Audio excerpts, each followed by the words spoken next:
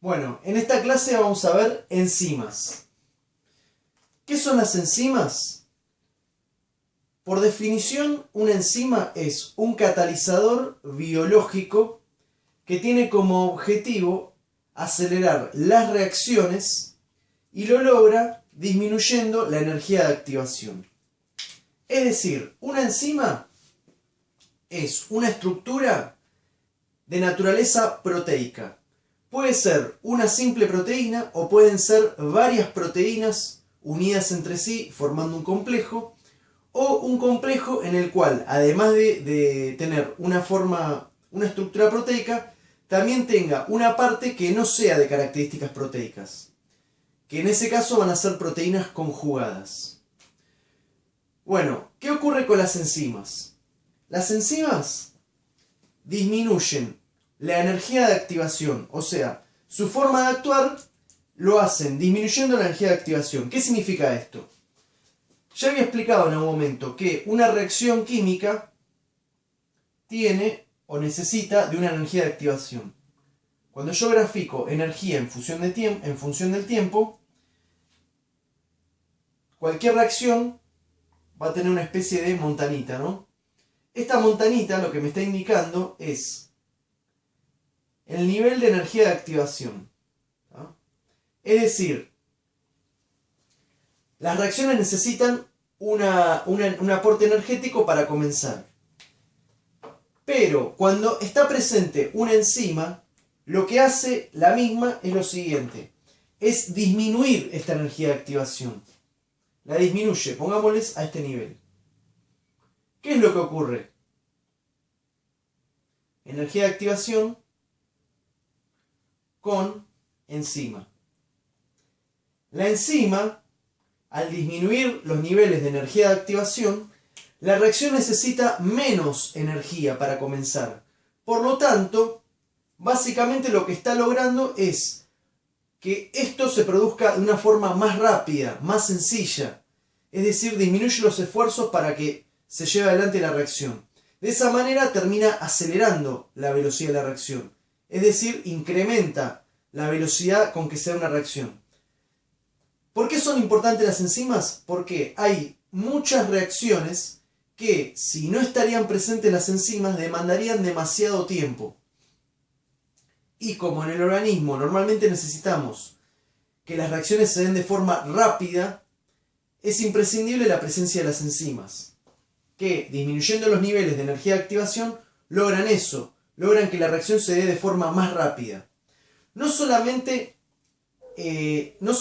aceleran o incrementan la velocidad de la reacción disminuyendo la energía de activación, sino que además las enzimas lo que hacen es tener una altísima eficiencia, son muy específicas y son propiedades que vuelven a las enzimas elementos muy importantes. No solamente porque disminuyen la energía de activación y incrementan la velocidad de la misma, sino por todos estos factores, como por ejemplo una alta especificidad, dado que tiene la particularidad de unirse a un determinado sustrato con altísima especificidad y despreciar a otros, y además son estructuras muy eficientes que lo hacen indispensable para que los acoples energéticos sean aprovechables. Con respecto a la estructura, ya lo mencioné recién, son estructuras proteicas, es decir, las enzimas normalmente son proteínas. ¿Está claro? Y pueden ser o una proteína sola o pueden ser varias proteínas unidas que se asocian para formar un complejo multiproteico, o puede ser una combinación o una conjugación entre una parte proteica y una parte no proteica. Y en ese caso se las va a denominar enzimas conjugadas. Otra característica importante de las enzimas es que normalmente son de un tamaño grande, son más grandes que los sustratos sobre los que trabajan. Y además las enzimas participan de una reacción, pero no son parte de la misma.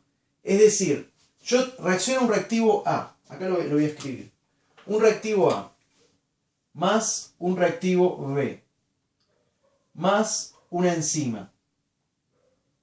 ¿Está? Bueno, el reactivo A y el reactivo B van a participar de la reacción. Y por lo tanto, cuando la reacción finalice, voy a obtener un producto, que puede ser C.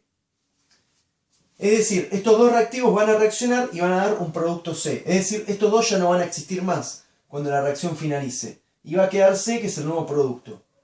Pero ¿qué ocurre con la enzima? La enzima participa de la reacción, colaborando con la misma, disminuyendo la energía de activación, permitiendo que ocurra esta reacción con mayor velocidad, pero no va a ser consumida, es decir, no va a ser parte del producto, sino que una vez que finaliza la reacción se va a obtener nuevamente la enzima libre.